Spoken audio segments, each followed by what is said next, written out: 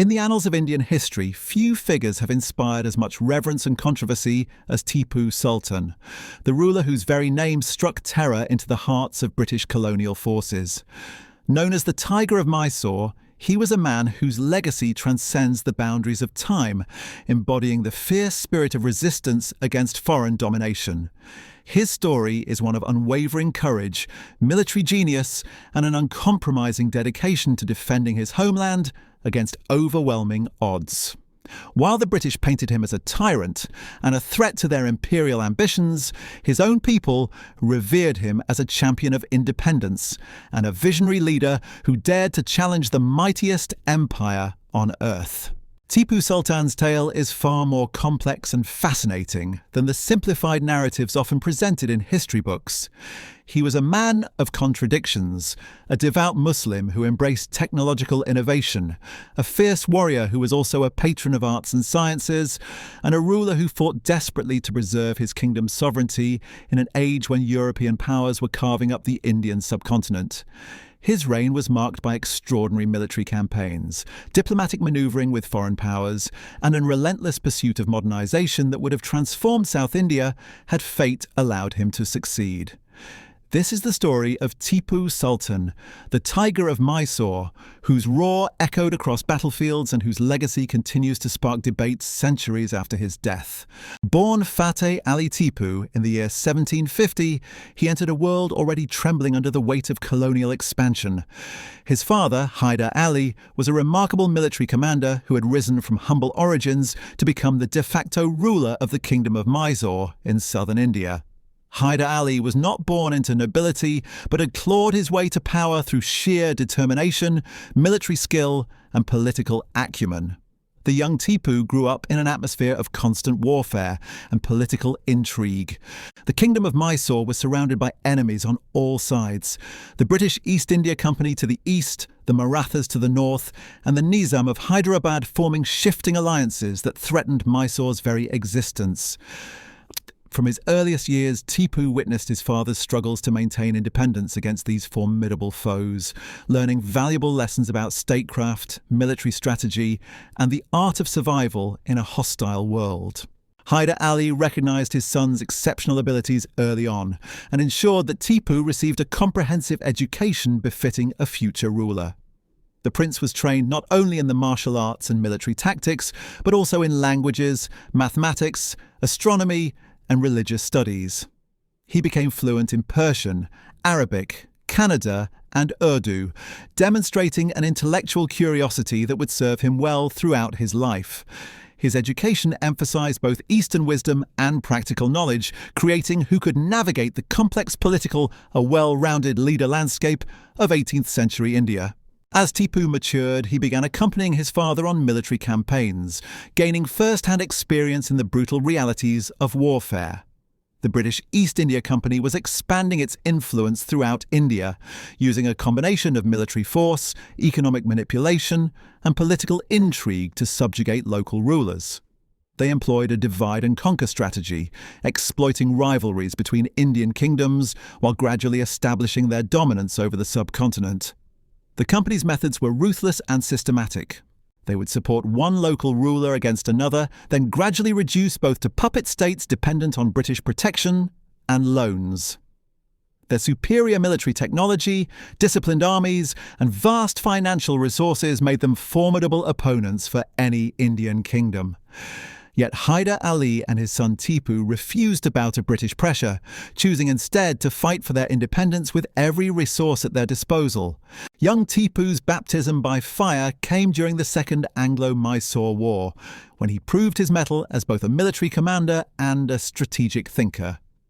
His courage on the battlefield and his innovative approaches to warfare caught the attention of both allies and enemies alike.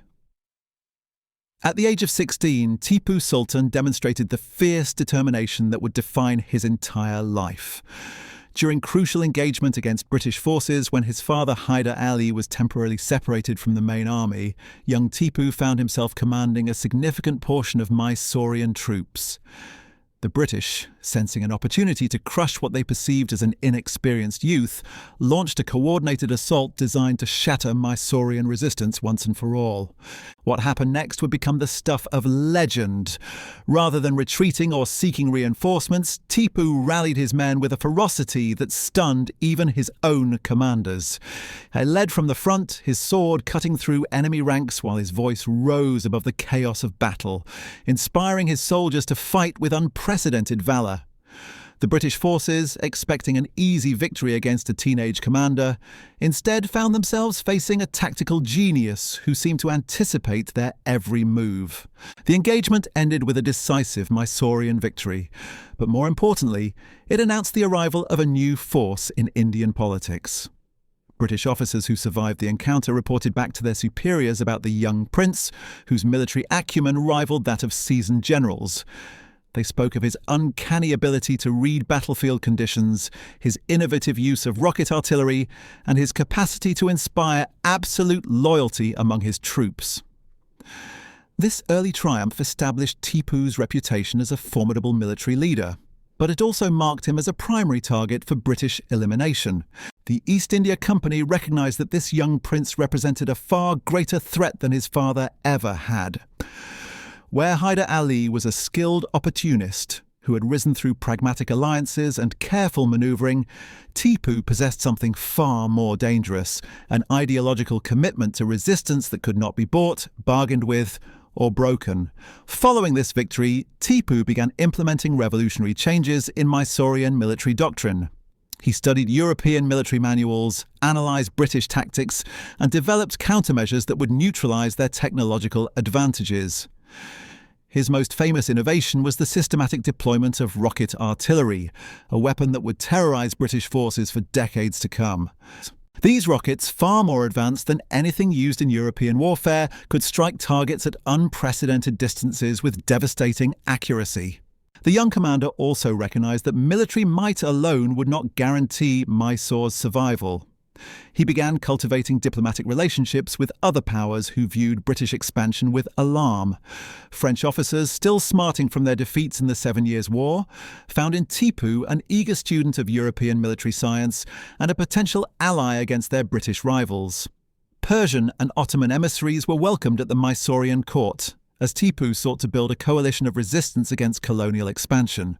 But perhaps most significantly, Tipu began developing a vision of modernization that would transform Mysore into a power capable of matching European capabilities.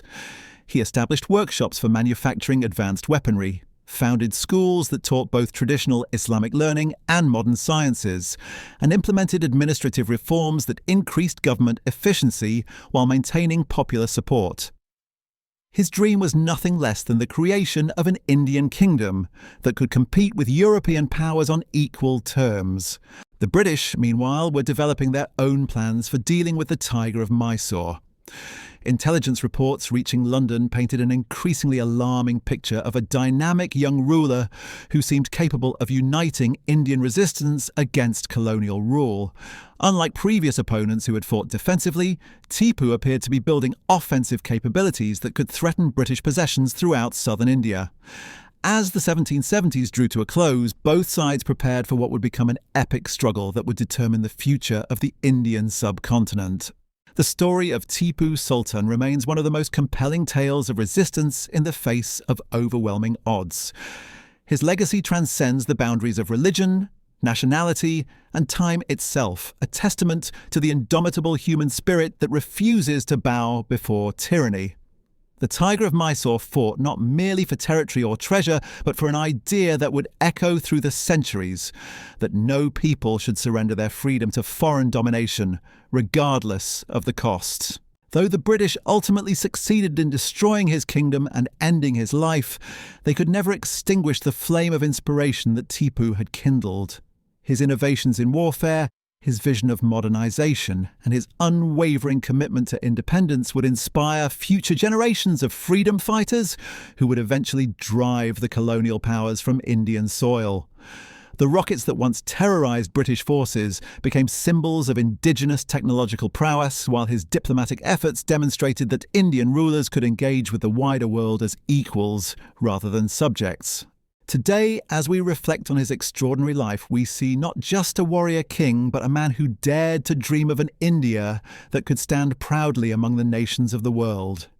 Tipu Sultan, the Tiger of Mysore, proved that courage, vision and determination can challenge even the mightiest empires. His roar may have been silenced, but its echo continues to inspire all those who refuse to accept that might makes right.